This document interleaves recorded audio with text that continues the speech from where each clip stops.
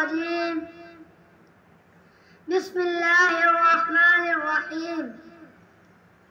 हिजरत हबशा,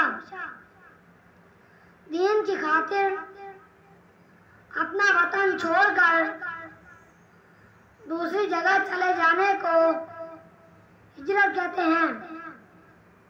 जब कुफ्फार ने मुसलमानों पर जुल्म और सितम की इंतहा कर दी तो आप सल्लल्लाहु अलैहि वसल्लम ने मुसलमानों को मुल्क हबशा जाने की इजाजत दे दी।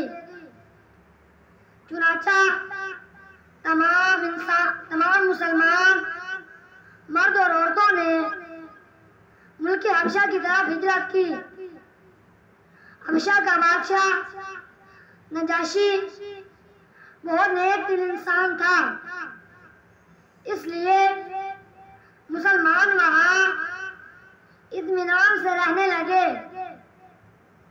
जब दुश्मनों को इसकी खबर हुई तो वो बर्दाश्त न कर सके और बादशाह के दरबार में पहुंचकर मुसलमानों की शिकायत की। तो नजाशी ने मुसलमानों को बुलाकर पूछा तो उनके जवाब में हज़रत जाफर रज़ियल्लाहु तआला अन्हु ने यह तकरीर की कि ऐ बादशाह, हम पहले बिल्कुल जाहिल थे, बुतों की पूजा करते थे, मुर्दार खाते थे और आपस में लड़ते थे।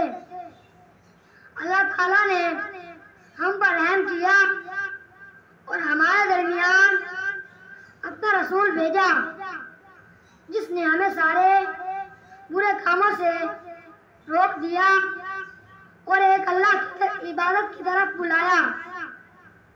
हम इस पर ईमान लाए तो मक्का वाले हमारे दुश्मन हो गए। बादशाह हज़रत जाफर रज़ियल्लाहु तआला अन्हु की तकरीर सुनकर खुश हुआ और कहने लगा, तुम यहाँ अमन और ईमान से रहो और मुसलमानों को कुफ़ार मक्का के हवाले करने से इनकार कर दिया। अल्लाह रब्बुल इज़्ज़त से दुआ है कि अल्लाह रब्बुल इज़्ज़त हम सबको दीन की सही समझ नसीब फरमाए। आमीन। व आखिर दावाना अनिल हम्दुलिल्लाहि रब्बिल